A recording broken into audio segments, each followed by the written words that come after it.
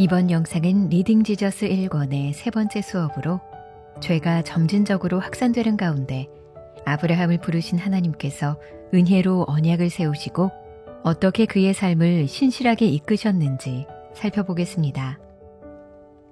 아담의 불순종으로 인해 세상에 죄가 들어오게 되고 죄에 대한 심판으로 인해 인류는 고통과 죽음을 맞이하게 됩니다. 하지만 하나님의 심판에는 고통과 죽음뿐만 아니라 회복에 대한 약속도 있었습니다. 하나님께서는 어떻게 회복의 약속을 이루어 가실까요?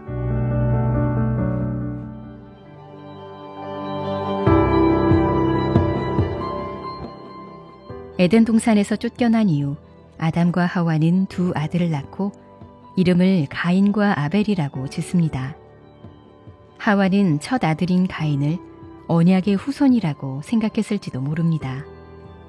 그러나 인류 최초의 살인이 가인에 의해 벌어집니다. 가인은 하나님께서 자신의 제사를 받지 않으셨다는 사실에 화를 참지 못하고 아벨을 죽입니다. 이어지는 창세기의 이야기들도 점차 확대되는 죄의 영향력을 보여줍니다. 사람의 죄악이 가인의 후손들부터 노아 시대에 이르기까지 점점 커져 온 땅에 가득하자 하나님께서는 세상을 홍수로 심판하셨습니다. 홍수 심판 이후 인류는 새 출발을 하는 듯 보였지만 인간의 번성과 함께 죄는 더 커져갔습니다. 마침내 인간들은 하나님만큼 높아지기를 바라면서 바벨탑을 쌓기 시작했습니다.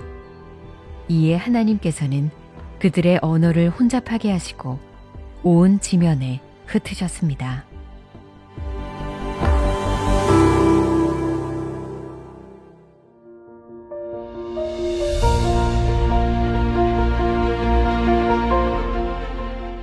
죄가 걷잡을 수 없을 만큼 커져갈 때 하나님께서는 한 사람을 부르셔서 언약을 세우십니다. 바로 우리가 믿음의 조상이라 부르는 아브라함입니다. 하나님은 아브라함을 부르셔서 복의 근원이 되게 하겠다고 말씀하셨습니다. 아브라함의 믿음과 순종을 통해서 온 세상을 축복하시겠다는 약속을 하신 것입니다. 하나님께서 아브라함을 부르신 그 순간 인류의 새로운 역사가 시작된 것입니다. 성경 전체를 보면 하나님께서 한 사람과 언약을 맺을 때 시험도 뒤따르는 것을 알 수 있습니다. 모세의 시내산 언약 사건과 이어지는 금송아지 사건이나 다윗의 영원한 왕위에 대한 언약 사건과 뒤이어 나오는 밧세바 사건, 그리고 예수님과 제자들의 최후의 만찬 이후 제자들이 도망치는 사건 등이 그와 같은 예입니다. 마찬가지로 아브라함이 믿음으로 약속의 땅에 들어가자마자 그 땅에 갑자기 기근이 닥칩니다. 결국 아브라함은 약속의 땅을 떠나 다시 애굽으로 내려갑니다. 그리고 그곳에서 죽음에 대한 두려움으로 인해 아내 사레를 누이라 거짓말하게 됩니다. 아브라함은 약속의 땅을 벗어난 상태였고 사레는 애굽 왕이 자신의 아내로 취하려고 데려간 상황입니다. 이로 인해 땅과 자손들에 대한 하나님의 약속이 위기에 놓이게 됩니다. 그러나 하나님께서는 아브라함의 실수에도 불구하고 하나님의 뜻을 신실하게 이루어 가시는 분이셨습니다. 결국 하나님은 바로를 막으시고 사레를 보호하셔서 아브라함을 약속의 땅으로 다시 돌려보내십니다.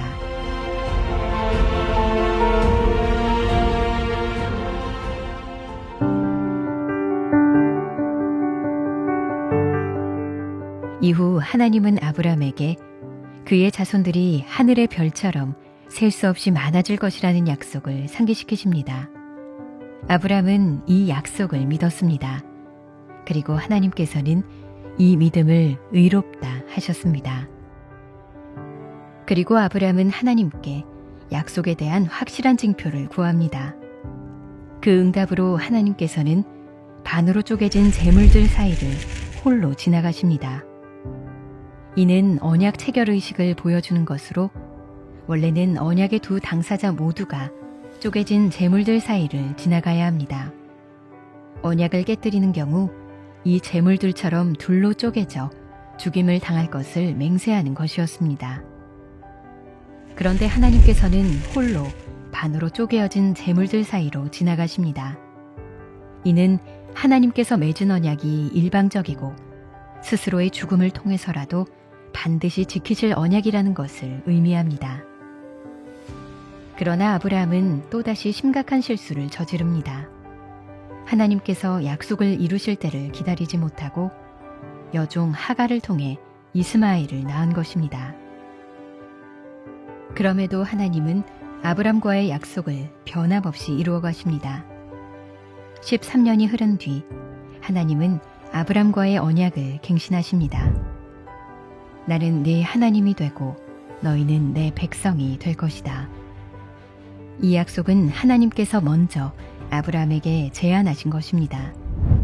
그리고 하나님은 아브람을 아브라함으로 사레를 사라로 이름을 바꾸시고 언약 관계에서 순종의 상징으로 할례를 명하셨습니다.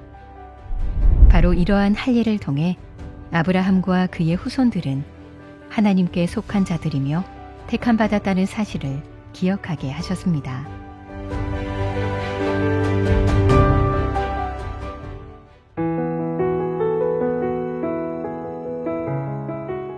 드디어 아브라함과 사라의 아들 이삭이 태어나므로 하나님의 약속이 이루어집니다. 하지만 하나님은 아브라함을 믿음의 사람으로 계속해서 빚어가십니다. 하나님은 아브라함에게 하나뿐인 아들 이삭을 번제로 바치라고 말씀하십니다. 그런데 이삭을 번제로 바치면 하나님의 약속을 이룰 통로가 되는 자손이 사라지게 되는 것이었습니다. 아브라함은 자신의 믿음이 어디에 서 있는지를 가늠하는 시험대에 오릅니다. 그리고 결국 아브라함은 하나님을 믿고 순종함으로 나아갔습니다. 아브라함이 이삭을 번제로 드리려는 그 순간 하나님은 아브라함을 부르셨습니다. 아브라함아, 아브라함아, 그 아이에게 내 손을 대지 말라. 그에게 아무 일도 하지 말라.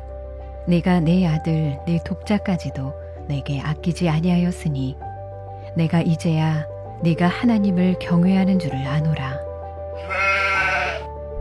하나님께서는 순양을 예비해 놓으시고 이삭을 대신해 번제로 바치게 하십니다. 아브라함은 하나님께서 예비하신 순양을 제물로 바치며 그분께서 언약을 이루어 가신다는 사실을 배웁니다. 내가 이같이 행하여 네 아들 네 독자도 아끼지 아니하였은즉 내가 네게 큰 복을 주고 네 씨가 크게 번성하여 하늘의 별과 같고 바닷가의 모래와 같게 하리니 네 씨가 그 대적의 성문을 차지하리라. 또 네 씨로 말미암아 천하 만민이 복을 받으리니 이는 네가 나의 말을 준행하였음이니라.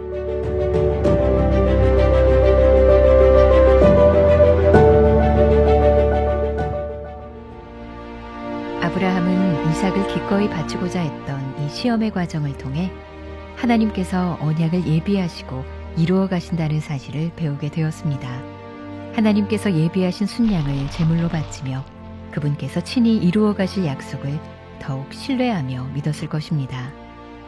아브라함은 자신의 자손을 통해 하늘의 별과 같이 많은 하나님의 백성을 이루고 그분의 나라를 회복하시리라는 약속을 신실하게 붙들었습니다.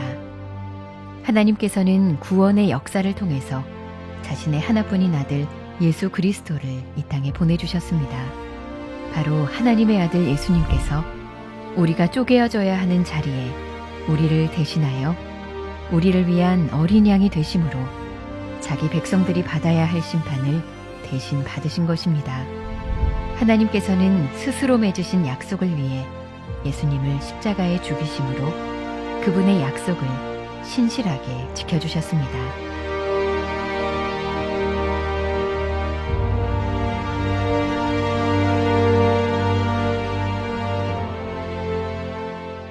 다음 영상에서는 리딩 지저스 1권의 네 번째 수업으로 출애굽, 시내산 언약, 그리고 성막을 통해 하나님께서 이스라엘을 자신의 백성으로 삼으시고 그들과 함께 하시는 신실하신 분이시라는 것을 살펴보도록 하겠습니다.